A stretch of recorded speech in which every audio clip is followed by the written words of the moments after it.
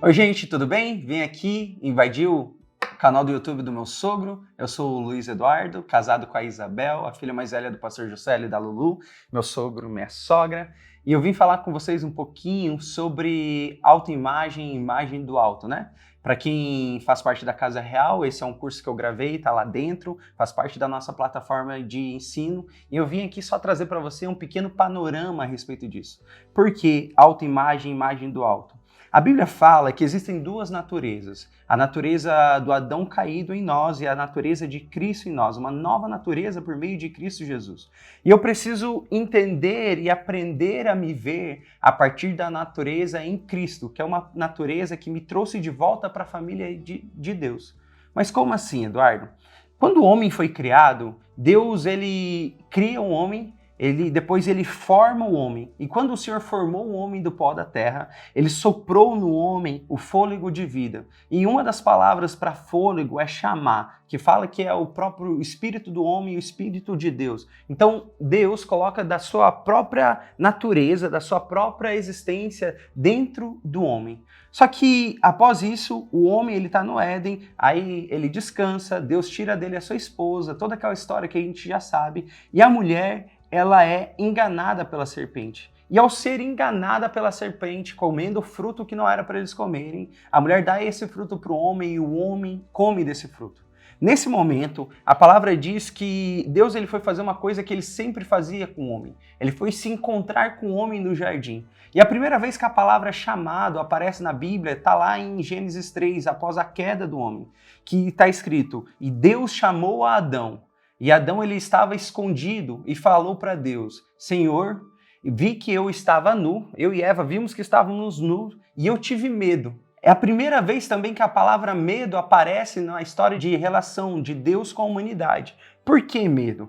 Porque dentro da minha mente, né, da minha mente santificada, da minha imaginação santificada, eu fico imaginando que no momento que Adão ele come do fruto, ele sente culpa. E quando Adão sente culpa, logo ele sente medo. Então a culpa ela precede o medo. E então o pecado ele entra no mundo e a partir de Adão, todos nós nascemos em pecado. Todos nós nascemos afastados de Deus. Todos nós perdemos o acesso ao Senhor.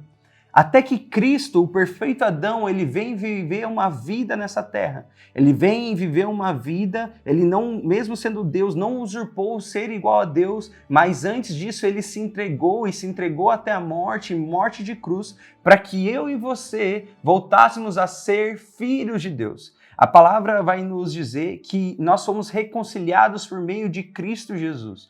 Que Cristo Jesus nos trouxe novamente para a família de Deus. Ele nos dá uma nova natureza. E a partir dessa nova natureza, eu preciso viver a minha vida. Só que o que acontece? Até que eu venha nascer de novo, eu passei por aquilo que eu chamo de uma inteligência sensorial, que é a nossa inteligência que ela é guiada pelos nossos 5 sentidos. Pelo nosso padrão de pensamento, pela nossa forma de agir, pela nossa educação, pela cultura dessa terra, por aquilo que eu toco, por aquilo que eu cheiro, por aquilo que eu sinto o gosto, que eu me alimento, por todas essas coisas. E isso tudo é governado por Adão. Porque eu começo a ser governado pelo meu passado, eu começo a ser governado por aquilo que as pessoas falam de mim, eu começo a ser governado pelos meus traumas, eu começo a ser governado pelo pecado em mim e não por aquilo que Deus falou ao meu respeito. Então, a partir disso, eu preciso me reconciliar, eu preciso me reposicionar em tudo aquilo que Deus falou ao meu respeito. E o que Deus falou ao meu respeito? Por exemplo, Efésios 1:4 vai dizer que antes da fundação do mundo, eu e você, nós já havíamos sido eleitos em Cristo para sermos santos e irrepreensíveis diante dele. Então, antes que o mundo existisse, antes que eu tivesse qualquer trauma, antes que eu passasse por qualquer situação que me trouxesse culpa, antes que eu pecasse e que eu me sentisse culpado, indigno de Deus por conta da minha culpa e do meu erro, eu já tinha sido escolhido no Espírito, em Cristo, para ser santo e irrepreensível diante dele. Fala também em Romanos que nenhuma condenação há para aqueles que estão em Cristo Jesus. Ou seja, isso significa que não importa o meu erro, não há condenação para mim. Eu preciso me agarrar ao sacrifício de Jesus na cruz, ao perdão que ele liberou por mim e andar desenvolvendo a minha salvação, crescendo em estatura e em graça diante de Deus, matando a minha culpa, matando as minhas crenças limitantes, matando os sofismas da minha mente, matando aquelas coisas que eu herdei da minha linhagem, dos meus pais, dos meus antepassados e me ajustando a tudo que Cristo falou sobre mim. Porque a Bíblia nos diz que foi para a liberdade que Cristo nos libertou. Então, se existe uma proposta de uma liberdade para mim, se Cristo me libertou de fato, eu não preciso mais viver escravo de mim mesmo. Eu não preciso mais viver escravo das minhas vontades. Não preciso mais viver escravo dos meus desejos, escravo dos meus pecados, escravos do pensamento de que eu seria um fracassado, e escravo daquilo que meus pais às vezes falaram sobre mim como palavras de maldição, dizendo que eu nunca daria certo, que eu nunca teria um casamento próspero. Eu não preciso mais viver escravo de nada, pois eu já fui liberto por Cristo Jesus.